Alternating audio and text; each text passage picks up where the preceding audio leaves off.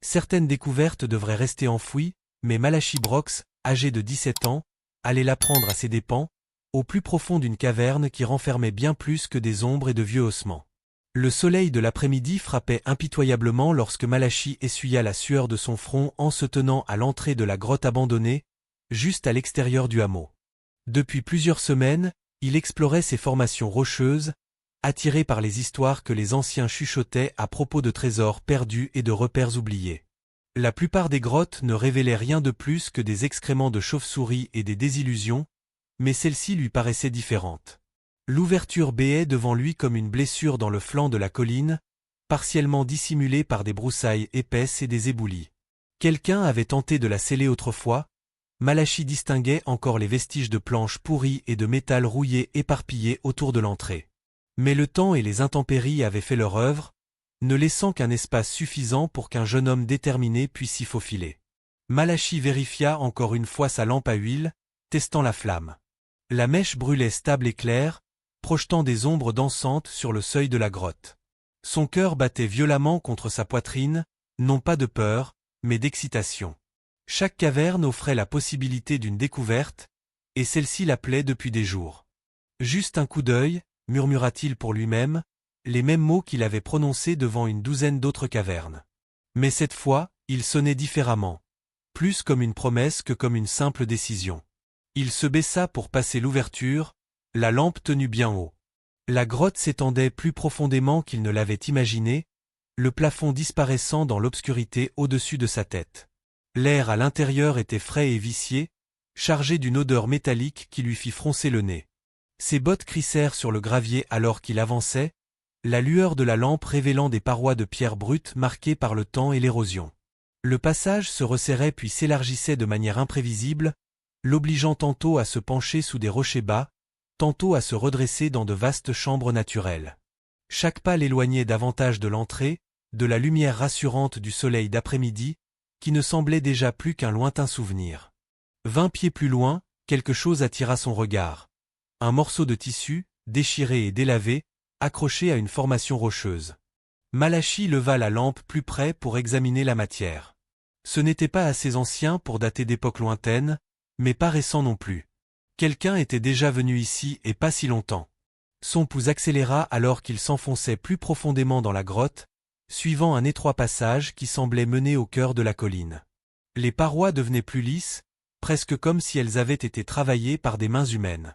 Des entailles étranges marquaient la pierre, trop délibérées pour être naturelles, trop grossières pour être décoratives. Puis il le vit, un éclat métallique dans la lumière vacillante de la lampe, à moitié enfoui sous un amas de pierres qui paraissait avoir été disposé volontairement. Malachi s'agenouilla, dégageant les cailloux de ses doigts tremblants. Ce qu'il mit à jour glaça son sang, et il n'avait aucune idée que ce serait la partie la plus facile. La flamme de la lampe vacilla tandis que sa main tremblante projetait des ombres erratiques sur ce qui gisait devant lui. Un crâne humain, jauni par le temps, le fixait de ses orbites vides. Mais ce n'était pas cela qui lui souleva le cœur. C'était le trou net à l'arrière du crâne, parfaitement rond et sans équivoque. Quelqu'un avait été exécuté d'une balle dans la tête, puis son corps abandonné dans cette caverne. Malachi recula brusquement, ses bottes raclant les pierres instables. Le bruit résonna dans la chambre, étrangement amplifié par le silence étouffant de la grotte. Il dut se forcer à respirer lentement, luttant contre l'envie irrépressible de courir en hurlant vers la lumière du jour. Ce n'était pas un ancien cimetière, ni une tombe oubliée. Le crâne était trop intact, trop bien conservé. Quelqu'un était mort ici récemment, peut-être il y a seulement quelques années. L'esprit de Malachi tournait à toute vitesse tandis qu'il levait sa lampe pour examiner le reste de la chambre. D'autres ossements gisaient parmi les pierres, avec des lambeaux de vêtements qui n'avaient pas encore pourri complètement. Une botte de cuir encore intacte, une boucle de ceinture ternie. Mais ce fut un autre objet qui le glaça d'effroi. Un signe, à moitié enfoui sous un tas de petits os. Malachi s'agenouilla de nouveau, utilisant un bâton pour écarter les débris. L'insigne était cabossé, rayé, mais il pouvait encore distinguer les mots gravés, Deputy Marshal. En dessous, un nom qui ne signifiait rien pour lui, Thomas Fletcher. Un homme de loi. Quelqu'un avait tué un maréchal fédéral et caché son corps dans cette grotte. La réalisation le frappa comme un coup physique.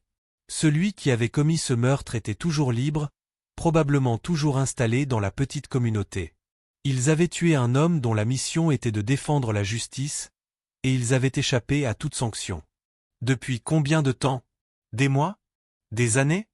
Les mains de Malachi tremblaient alors qu'il examinait l'insigne de plus près. Pas de rouille, malgré l'humidité de la grotte.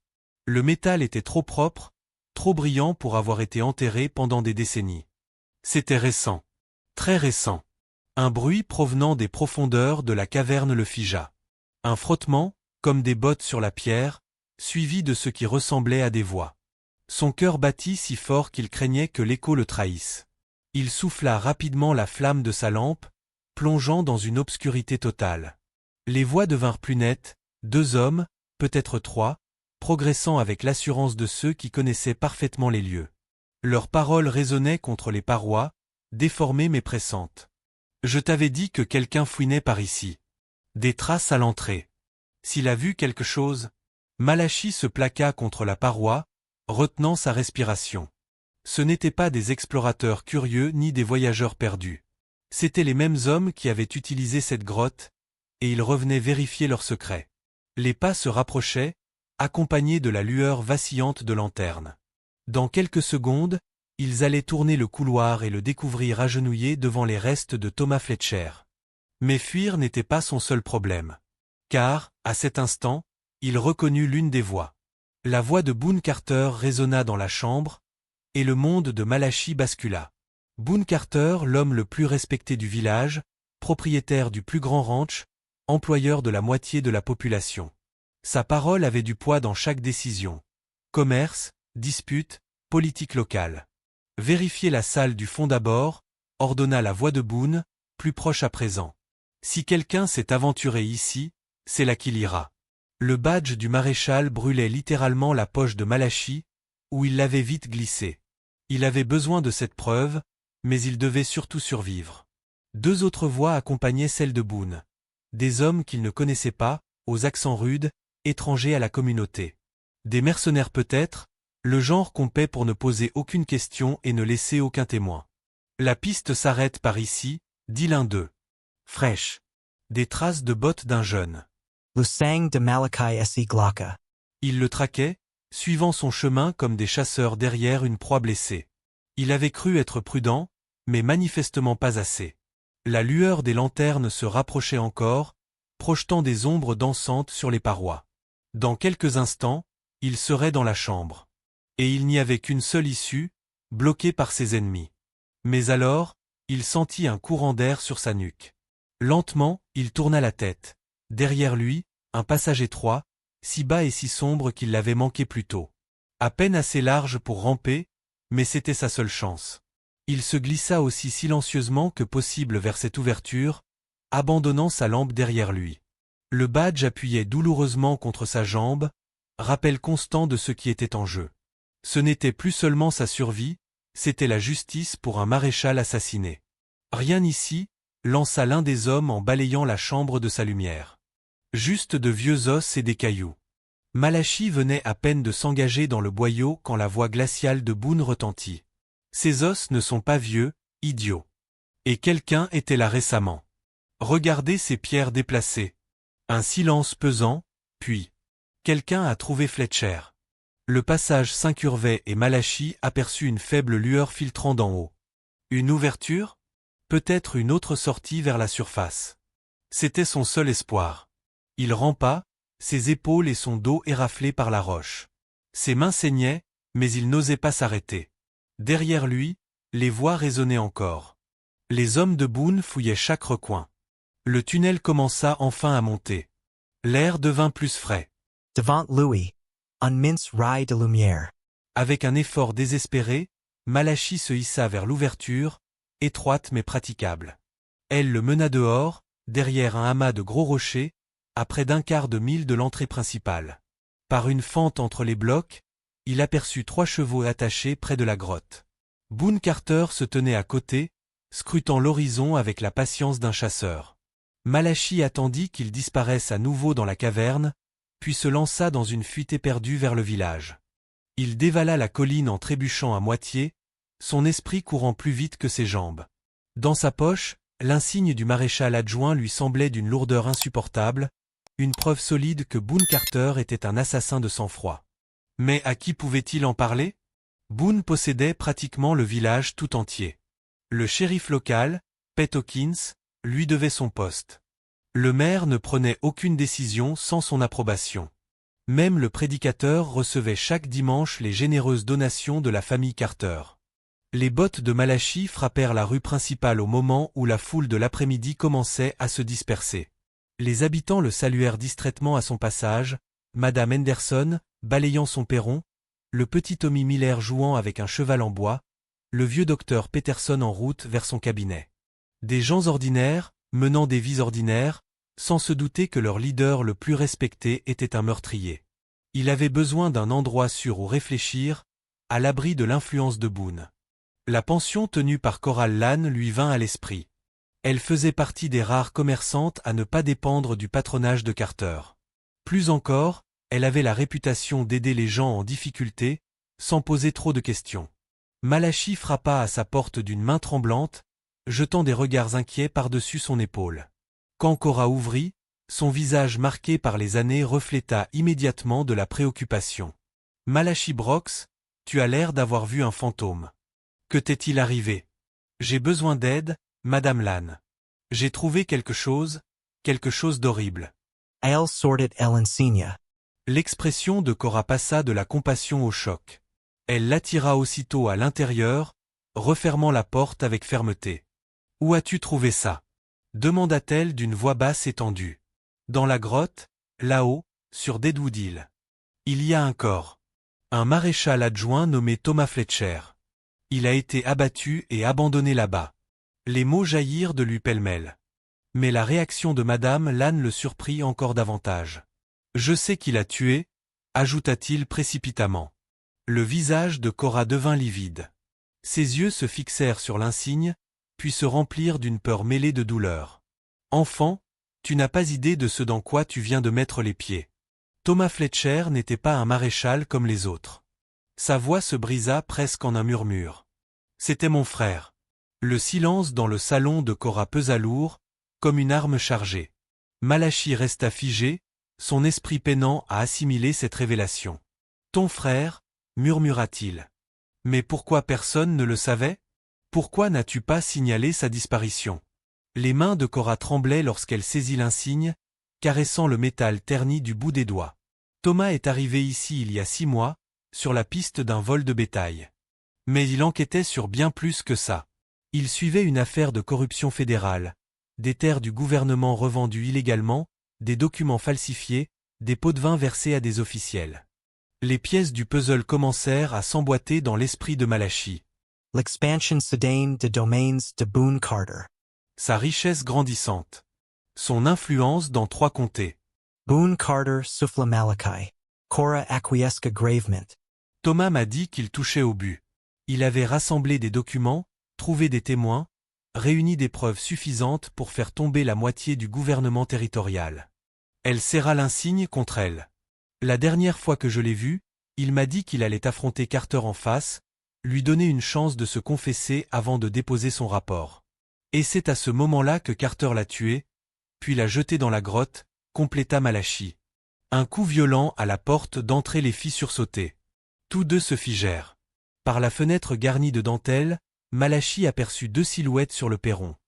Un grand homme aux épaules larges, accompagné d'un autre, plus petit et nerveux. Les Hams de Boone.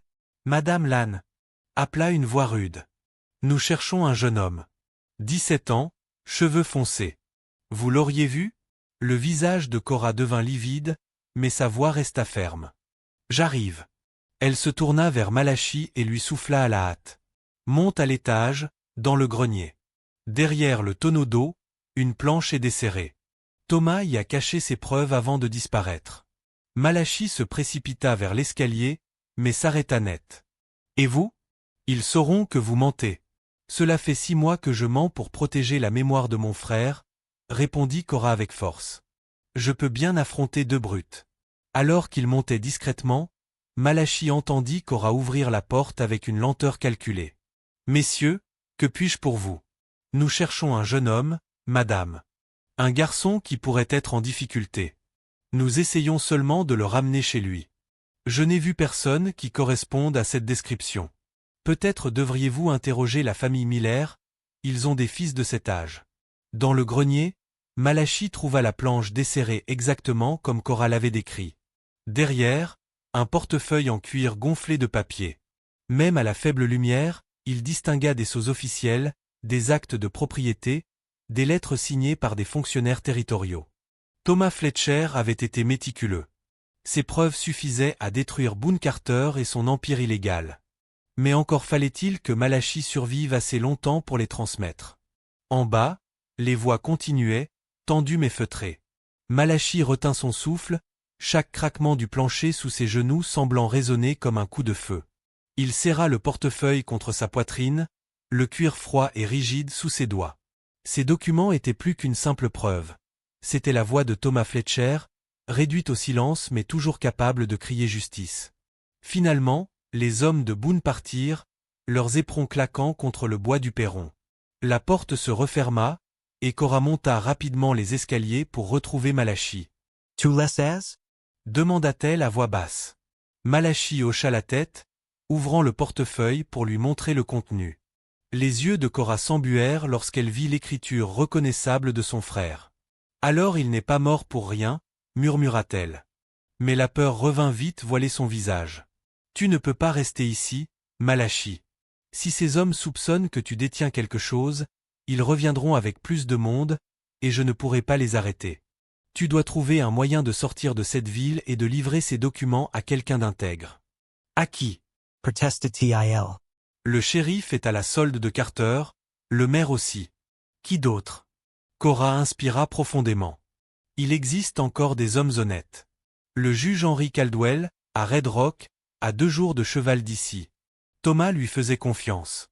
Si tu lui apportes ces preuves, Carter tombera, et peut-être que le sacrifice de mon frère servira à quelque chose. Le nom vibra dans l'esprit de Malachi comme un fil d'espoir fragile. Mais sortir de la ville avec les hommes de Carter aux aguets relevait de la folie. Pourtant, il ne voyait pas d'autre choix. Cette nuit-là, Cora l'aida à préparer son départ. Elle lui donna un vieux manteau, un peu de nourriture, et même l'arme de Thomas, un revolver soigneusement entretenu, encore chargé. « Je ne sais pas me servir de ça » protesta Malachi. « Alors il est temps d'apprendre » répondit Cora sèchement. « Car si Carter découvre que tu portes ces papiers, il ne te laissera aucune chance. » Au milieu de la nuit, Malachi s'éclipsa par la porte arrière, sa silhouette se fondant dans l'obscurité. La ville dormait, paisible en apparence, mais chaque fenêtre, chaque ruelle lui semblait abriter un danger. Il retrouva son cheval à l'écurie, caressa brièvement son encolure pour se donner du courage, puis prit la route poussiéreuse vers l'est. Le premier jour se déroula dans un silence tendu, seulement troublé par le rythme des sabots et le chant des grillons. Mais Malachi sentait déjà une présence invisible derrière lui. Il s'arrêtait parfois pour tendre l'oreille, pas un bruit. Pourtant, son instinct criait que quelqu'un le suivait. Au crépuscule, il trouva refuge dans un petit canyon et alluma un feu discret. En ouvrant le portefeuille, il parcourut à la lueur des flammes les documents laissés par Thomas. Chaque feuille racontait une histoire de corruption. Terre fédérale vendue sous la table, témoins intimidés, fortune bâtie sur le sang des pauvres colons. Et au centre de tout, Boone Carter. Mais ce n'était pas seulement Carter. Des noms plus grands apparaissaient, des sénateurs territoriaux, des hommes d'affaires influents, des militaires. Si ce portefeuille atteignait le juge Caldwell, ce n'était pas seulement un homme qui tomberait, mais tout un réseau. Cette pensée galvanisa Malachi autant qu'elle l'effraya. Il n'était qu'un garçon de 17 ans, un simple rêveur qui aimait explorer les collines. Et pourtant, il portait désormais un fardeau capable de changer le destin de tout un territoire. Alors qu'il s'endormait, le feu mourant à ses côtés, il jura silencieusement à Thomas Fletcher et à Cora qu'il mènerait cette mission à bien, quoi qu'il en coûte. Mais avant l'aube, il fut réveillé par un bruit. Le craquement d'une pierre déplacée. Sa main se porta instinctivement au revolver posé près de lui. Dans la pâle lumière du matin, une silhouette émergea de l'ombre du canyon. Ce n'était pas l'un des hommes de Carter. C'était une jeune fille, à peine plus âgée que lui, les mains levées en signe de paix. « Ne tirez pas » dit-elle d'une voix claire. Je ne suis pas votre ennemi. Malachi hésita, ses doigts crispés sur la crosse. Qui êtes-vous? Demanda-t-il. Mon nom est Elisa. Je sais ce que vous transportez. Et si vous voulez survivre, vous aurez besoin de mon aide. Malachi resta figé, le revolver toujours pointé, tandis que les mots de la jeune fille résonnaient dans le canyon. Comment pouvait-elle savoir? Il avait quitté la ville en pleine nuit, Cora seule étant au courant. Je ne comprends pas, dit-il avec méfiance. Qui vous a parlé de moi? Elisa baissa lentement ses mains, mais resta à distance respectueuse. Personne n'avait besoin de me le dire. J'ai vu les hommes de Carter fouiller la ville, questionner chaque voisin, chaque passant. Et j'ai vu un garçon sortir de chez Cora Lann au milieu de la nuit. Quand j'ai compris, j'ai suivi vos traces. Malachi Sarah Les Levres. Elle n'avait pas l'air menaçante, mais ses paroles confirmaient ses craintes. Il n'était pas seulement traqué, il était observé depuis le premier instant. Pourquoi feriez-vous ça? Demanda-t-il. Vous auriez pu aller droit chez Carter et lui vendre l'information. Un éclat amer traversa les yeux d'Elisa. Mon père a fait exactement ça, il y a 3 ans. Carter l'a utilisé, puis il l'a fait disparaître. Depuis, ma mère lutte pour garder notre ferme. J'ai appris une chose, quiconque croit pouvoir traiter avec Carter finit mort ou ruiné. Je n'ai aucune loyauté envers lui.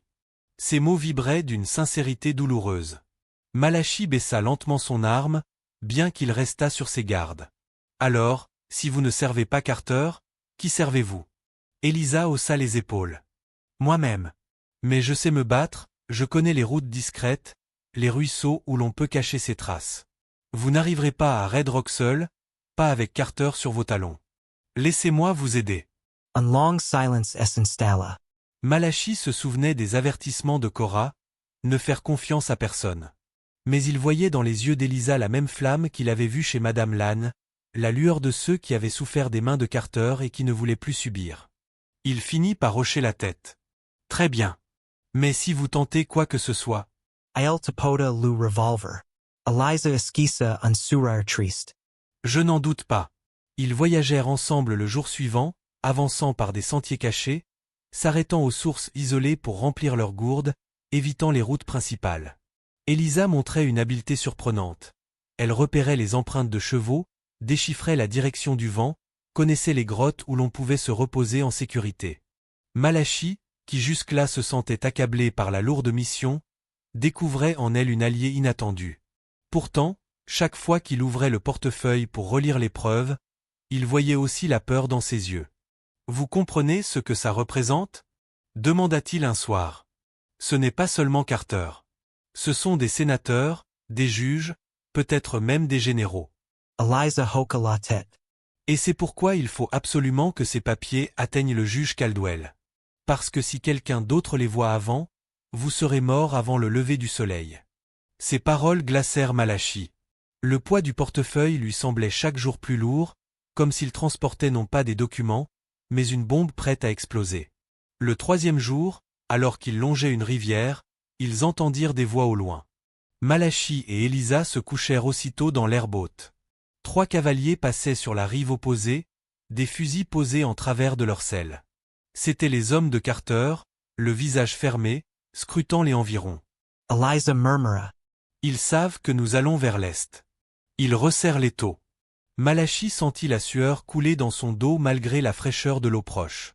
Ils restèrent immobiles jusqu'à ce que les cavaliers disparaissent derrière une colline. Cette nuit-là, ils décidèrent de prendre une route plus dangereuse. Traverser la vieille forêt de Blackthorn, un dédale d'arbres tordus et de marécages que peu de voyageurs osaient arpenter. Elisa affirmait que Carter n'y enverrait pas ses hommes, du moins pas sans hésiter. Mais à mesure qu'ils pénétraient dans la forêt, l'air devint plus lourd, chargé d'humidité. Les branches formaient des ombres étranges, et chaque craquement de bois résonnait comme un avertissement. Malachi serra la crosse de son revolver, se demandant s'il n'avait pas commis une erreur en lui faisant confiance. Au milieu de la nuit, alors qu'il campait près d'un vieux chêne noueux, Elisa s'approcha du feu et dit doucement. « Vous savez que si nous réussissons, Carter ne sera pas le seul à tomber. Beaucoup d'hommes puissants perdront tout. Ils ne resteront pas les bras croisés. Vous serez marqués à vie. » Malachi leva les yeux vers elle. « Alors pourquoi m'aider? Vous pourriez fuir, disparaître. Elle détourna le regard, la flamme du feu se reflétant dans ses yeux humides. Parce que si nous ne faisons rien, nous serons toujours des pions dans leur jeu. Et j'en ai assez d'avoir peur. Le silence s'épaissit autour d'eux, seulement rompu par le chant lointain d'un hibou. Pour la première fois, Malachi sentit qu'il n'était plus seul dans ce combat. Le lendemain matin, ils s'enfoncèrent plus profondément dans la forêt de Blackthorn. Le sol devint marécageux, leurs chevaux s'enfonçant parfois jusqu'aux genoux dans la boue noire. Des nuées d'insectes bourdonnaient autour d'eux, rendant chaque pas plus pénible. Mais Elisa avançait avec assurance, comme si elle connaissait chaque détour, chaque passage praticable. « Comment sais-tu où aller » demanda Malachi, essuyant la sueur qui perlait sur son front. « Mon père m'a appris à chasser ici quand j'étais enfant, » répondit-elle. « Ce n'est pas un endroit accueillant, mais il cache des sentiers que peu de gens connaissent. Carter n'osera pas s'aventurer trop loin. » Malgré ces paroles rassurantes, Malachi ne pouvait s'empêcher de sentir un poids sur sa poitrine. La forêt semblait les observer, comme si des yeux invisibles se cachaient derrière chaque arbre noueux. Vers midi, ils atteignirent une clairière envahie de brume. L'air était si dense qu'il étouffait presque leur voix. Malachi mit pied à terre, préférant mener son cheval à la main pour éviter un faux pas. C'est alors qu'il aperçut des marques dans la boue, des empreintes fraîches, profondes, encore humides. Eliza, Suflatiil. Nous ne sommes pas seuls. Ls Agenuilla, examinant less traces. 3, peut-être 4 chevaux. Lourds, chargés. Ils nous devancent, dit-elle en serrant les dents. Ou alors ils savent déjà où nous allons. Ils décidèrent de contourner la clairière en silence, avançant entre les troncs serrés. Mais à peine avaient-ils fait quelques pas qu'un claquement sec résonna, le bruit distinctif d'un fusil qu'on arme. « Ne bougez pas !» lança une voix grave depuis la brume. 4 hommes surgirent des ombres, fusils braqués. Les insignes de Carter semblaient presque gravés dans leur regard dur. L'un d'eux cracha au sol et ricana. « Voilà donc le petit fouineur. Carter savait que tu viendrais par ici. Tu crois vraiment pouvoir traverser son territoire avec ses papiers ?» Le portefeuille brûlait contre la poitrine de Malachi, caché sous son manteau. Son esprit tournoyait, cherchant une échappatoire. Elisa, elle, ne bougea pas, mais sa voix claqua avec une assurance glaciale. « Si vous tirez ici, le bruit se répercutera dans toute la forêt. Et je doute que Carter apprécie qu'on attire l'attention sur ses affaires. » Le chef des hommes éclata de rire. « Petite insolente. » Carter n'a que faire du bruit. Tout ce qui l'intéresse, c'est que ce garçon ne voit jamais Red Rock. Avant que Malachi puisse réagir, Elisa fit un geste rapide. Elle lança une poignée de terre et de feuilles humides au visage du premier homme. Dans la confusion, Malachi tira instinctivement. Le coup de feu résonna comme un tonnerre, et l'un des bandits s'effondra dans la boue. Les chevaux s'emballèrent, les branches claquèrent, et la clairière se transforma en chaos. Elisa attrapa Malachi par le bras et l'entraîna dans la forêt, courant à travers les ronces et les racines. Des balles sifflaient autour d'eux, arrachant des éclats d'écorce aux arbres. Ils coururent jusqu'à ce que leurs poumons brûlent, jusqu'à ce que la brume engloutisse leurs poursuivants. Enfin, ils s'effondrèrent derrière un rocher moussu, haletants, les cœurs battant à tout rompre. « Tu viens de tuer un homme » souffla Elisa, ses yeux écarquillés. Malachi tremblait, incapable de lâcher son revolver encore fumant. « Je n'avais pas le choix. »« Non, dit-elle doucement. Tu n'avais pas le choix. Mais maintenant, il n'y aura plus de retour en arrière. Carter ne reculera devant rien. » Malachi se prit la tête entre les mains. Tout ce qu'il voulait, c'était explorer une grotte, assouvir sa curiosité. Et voilà qu'il devenait un fugitif, traqué pour meurtre, porteur de secrets capables de détruire des hommes puissants. Elisa posa une main ferme sur son épaule. « Écoute-moi. Tu n'es pas seul. Et si nous continuons à courir, à nous cacher, nous n'y arriverons pas. Nous devons frapper avant qu'ils ne nous encerclent. »« Frapper » répéta-t-il, incrédule. « Oui. Carter croit avoir tout le pouvoir, mais il a aussi des ennemis. Des éleveurs qu'il a ruinés, des familles qu'il a chassées de leurs terres. Si nous arrivons à Red Rock, nous ne devrons pas seulement remettre les papiers au juge Caldwell, nous devrons rallier tous ceux qui veulent voir Carter tomber. » Les paroles d'Elisa frappèrent Malachi comme une révélation. Ce n'était plus seulement une fuite. C'était une guerre silencieuse qui commençait, et il en était malgré lui au centre. Il resserra le portefeuille contre lui, puis leva les yeux vers la jeune fille. Alors, allons-y. Vers Red Rock. Elle hocha la tête, et pour la première fois, malgré la peur, un mince sourire éclaira son visage. Le chemin vers Red Rock devint une épreuve de volonté et de courage. Pendant 2 jours, Malachi et Elisa progressèrent à travers des terrains toujours plus hostiles. Forêts denses, rivières glacées qu'ils durent traverser à la nage, collines rocailleuses où chaque pas menaçait de les faire basculer dans le vide. Le portefeuille, protégé dans une sacoche de cuir, ne quittait jamais la poitrine de Malachi. Chaque fois qu'il le sentait peser contre lui, il se souvenait que leur lutte n'était pas seulement pour leur survie, mais pour la justice. La nuit, ils s'abritaient sous des falaises ou dans des grottes étroites. Malachi dormait à peine, hanté par l'image de l'homme qu'il avait abattu dans la clairière.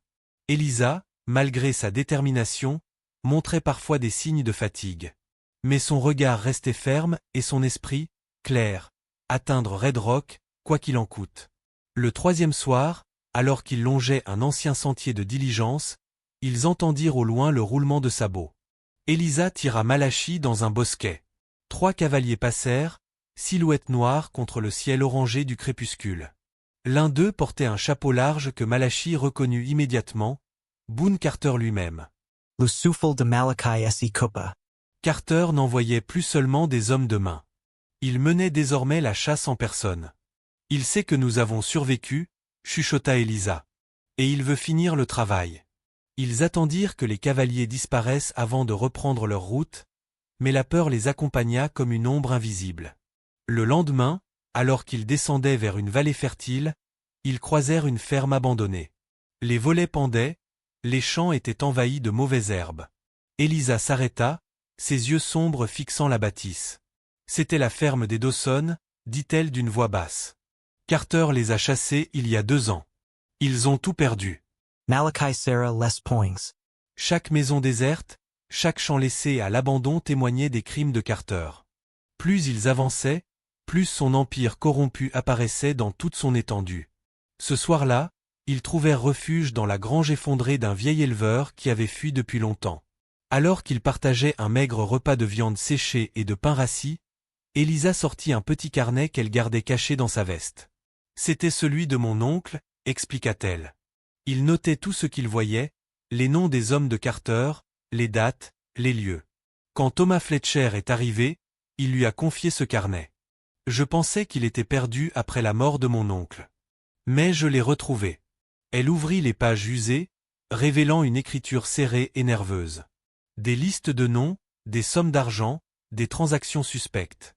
Malachi lut quelques lignes et sentit un frisson le parcourir. Avec ça, et les documents de Fletcher, dit-il. Carter n'aura aucune échappatoire, termina Elisa. Mais à peine avait-il refermé le carnet que des aboiements retentirent dans la vallée. Des chiens. Malachi sent its son sang S. Glacier. Carter avait lancé des pisteurs. Ils s'élancèrent dans la nuit, courant à travers champs et collines. Les aboiements se rapprochaient, ponctués de cris d'hommes. Malachi et Elisa atteignirent un ravin escarpé, sans autre issue qu'un tronc d'arbre tombé servant de passerelle fragile au-dessus du vide. « On n'a pas le choix », dit Elisa, haletante. Malachi hocha la tête. Ils traversèrent l'un après l'autre, le bois craquant sous leur poids. À mi-chemin, une balle siffla, éclatant l'écorce à quelques centimètres de Malachi. Il accéléra, trébuchant presque, mais réussit à atteindre l'autre côté. Elisa le suivit de près. Derrière eux, les chiens aboyaient furieusement, mais aucun homme n'osa risquer le passage dans l'obscurité. Essoufflés mais vivants, ils poursuivirent leur fuite, suivant le cours d'une rivière qui les mena enfin, au petit matin, aux abords de Red Rock. La ville s'étendait devant eux, paisible en apparence, avec ses rues poussiéreuses et son hôtel à 2 étages dominant la place centrale. Mais pour Malachi, c'était plus qu'une ville. C'était l'espoir d'un nouveau départ, et peut-être la fin du règne de Carter.